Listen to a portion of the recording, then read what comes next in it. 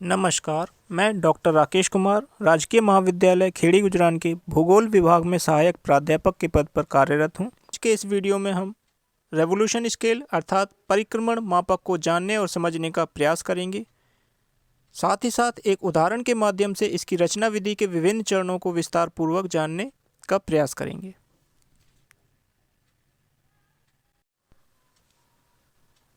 पिछले वीडियो में हमने रैखिक मापक क्या होता है इसको विस्तार से जाना था और साथ ही साथ इसके विभिन्न प्रकारों पर विस्तार से चर्चा की थी।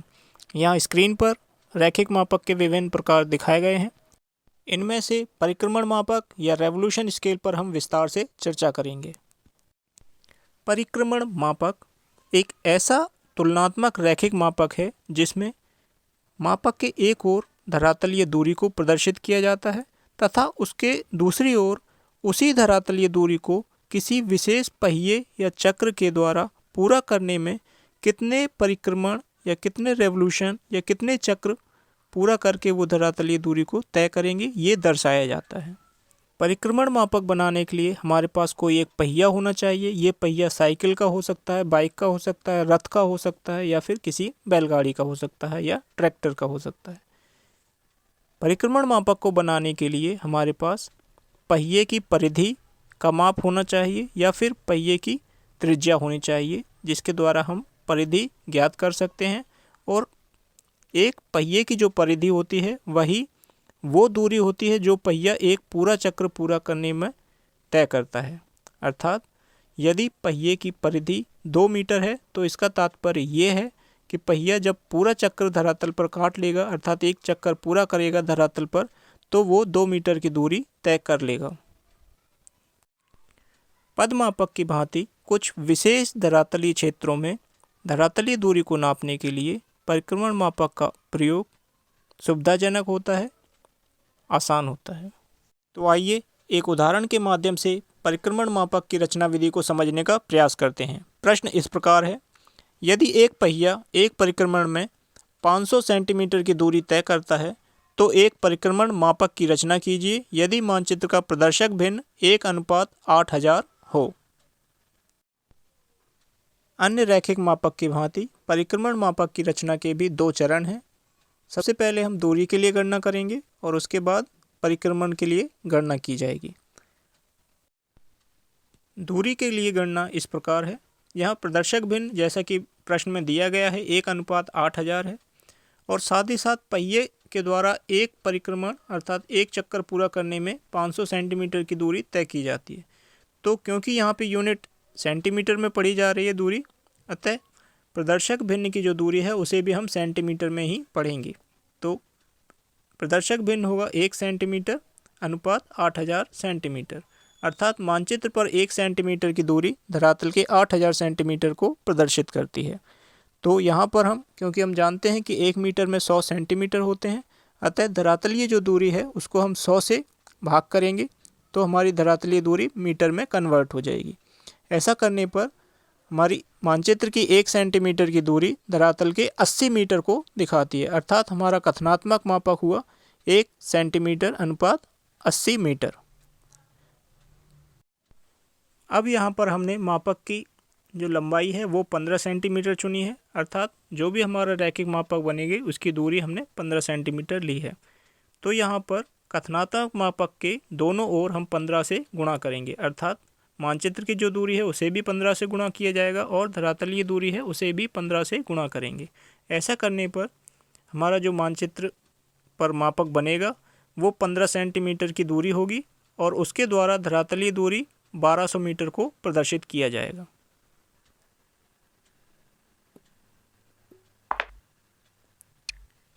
अब यहाँ पर ध्यान देने योग्य बात यह है कि जो हमारी मानचित्र पर दूरी है और जो धरातलीय दूरी है अर्थात मानचित्र की दूरी 15 सेंटीमीटर और धरातलीय दूरी 1200 मीटर है, दोनों को उतने ही बराबर भागों में बांटेंगे ताकि ये सुविधाजनक ढंग से पूर्णांक में विभाजित हो जाएं।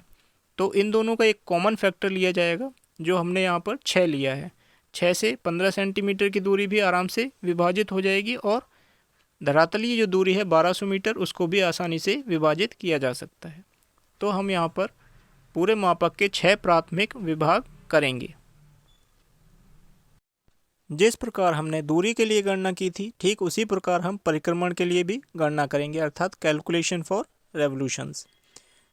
तो जैसा कि प्रश्न में दिया गया है कि पहिए के द्वारा एक परिक्रमण अर्थात एक चक्र पूरा करने पर पहिए के द्वारा 500 सेंटीमीटर की दूरी तय की जाती है।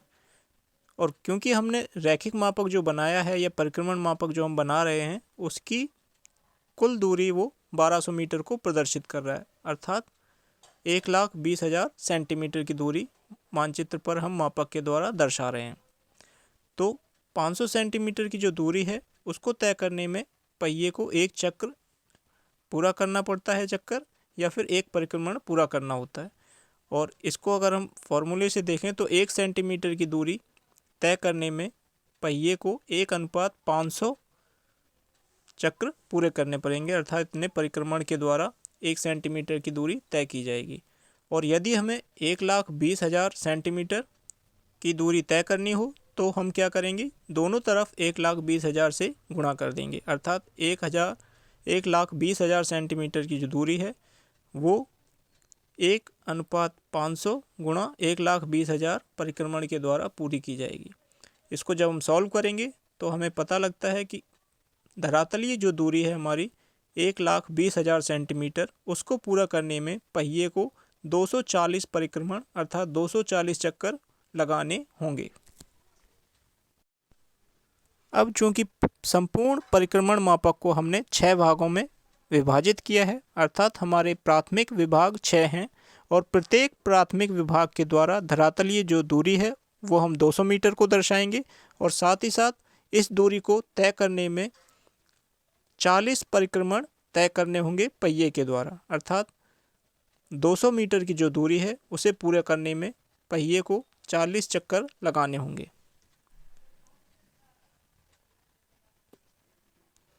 तो चलिए परिक्रमण मापक की रचना शुरू करते हैं। जैसा कि आपको पहले बताया गया है, सबसे पहले पेज के चारों तरफ 1 सेंटीमीटर की रेखा या गैप लेकर एक बॉर्डर बनाएंगे पेज का, इस प्रकार से। उसके उपरांत नीचे से आधार रेखा से 2 इंच का गैप लेकर हम मापक की जो लंबाई है 15 सेंटीमीटर उतनी लाइन खींचेंगे। अब क्योंकि हमने अपने मापक को 6 प्राथमिक विभागों में बांटा है, अतः इस रेखा को भी हम 6 बराबर भागों में बांट देंगे, जैसा कि स्क्रीन पर दिखाया गया है। इसके उपरांत जो 15 सेंटीमीटर की रेखा है उसके समानांतर आधा आधा सेंटीमीटर का गैप लेकर 2 समानांतर रेखाएं खींचेंगे, जैसा कि स्क्रीन पर दिखाया गया है। अब इस प्रकार से हमारे 6 प्राथमिक विभाग बनकर तैयार हो गए हैं। अब पहला जो प्राथमिक विभाग है उसको हम सेकेंडरी डिविजन्स अर्थात द्वितीय विभागों में विभक्त करेंगे।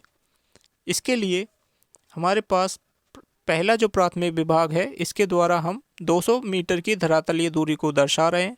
साथ ही साथ अगर हम रेवोल्यूशन की बात करें तो इतनी दूरी तय करने में पहिए को 40 चक्कर लगाने होंगे। तो अब हम अपनी सुविधा के अनुसार इस प्राथमिक विभाग को 2 भागों में बांट सकते हैं। अगर 2 में बांटते हैं तो इसके 100 मीटर की जो दूरी है उस पर 2 विभाग हो जाएंगे, और इसको हम 4 विभागों में भी बांट सकते हैं, 5 विभागों में भी बांट सकते हैं, क्योंकि 4 एक ऐसी संख्या है जिससे 200 मीटर की धरातलीय दूरी तथा 40 परिक्रमण दोनों सुविधाजनक ढंग से पूर्णांकों में विभाजित हो जाते हैं। तो इस प्राथमिक विभाग को हम 4 छोटे छोटे भागों में या 4 सेकेंडरी डिविजन्स में डिवाइड कर देंगे इस प्रकार से। इसके उपरांत प्रत्येक प्राथमिक व द्वितीय विभागों के द्वारा दर्शाई गई धरातलीय दूरी तथा उस दूरी को पूरा करने में लगाए गए पहिए के चक्र की संख्या को वहाँ पर अंकित कर देंगे, जैसा कि स्क्रीन पर दर्शाया गया है। तत्पश्चात जो पहला बॉक्स है अर्थात पहला जो डिवीजन है उसे काला करेंगे, दूसरे डिवीजन को खाली छोड़ देंगे, तीसरे डिवीजन को काला करेंगे। इस प्रकार प्रत्येक ऑल्टरनेटिव बॉक्स को काले रंग से रंग देंगे, जैसा कि स्क्रीन पर दर्शाया गया है। इसके उपरांत मापक के नीचे सेंट्रल भाग में, केंद्रीय भाग में मापक का प्रदर्शक भिन्न दर्ज कर दिया जाएगा, जैसा कि स्क्रीन पर दर्शाया गया है।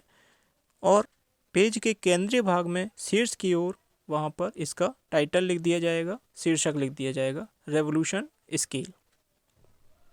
इस प्रकार हमारा परिक्रमण मापक या रेवोल्यूशन स्केल बनकर तैयार हो गया है। अभ्यास प्रश्न। यहाँ एक अभ्यास प्रश्न दिया गया है जिसका अभ्यास विद्यार्थी घर पर कर सकते हैं और अभ्यास के करने के उपरांत वो परिक्रमण मापक की रचना विधि को बेहतर ढंग से समझ पाएंगे। तो प्रश्न इस प्रकार है, एक पहिया एक परिक्रमण में 72 इंच की दूरी तय करता है, तो इसके लिए एक परिक्रमण मापक की रचना कीजिए। यदि मानचित्र का प्रदर्शक भिन्न 1:216 हो। यहाँ ध्यान देने योग्य बात यह है कि मापक पर जो दूरी है उसको गज में पढ़ा जाए, इस तरह से मापक बनाइए। यदि इस चैनल पर अपलोडेड वीडियोस आपके लिए ज्ञानवर्धक हों, आपके लिए मददगार हों, तो इस चैनल को सब्सक्राइब अवश्य करें। धन्यवाद।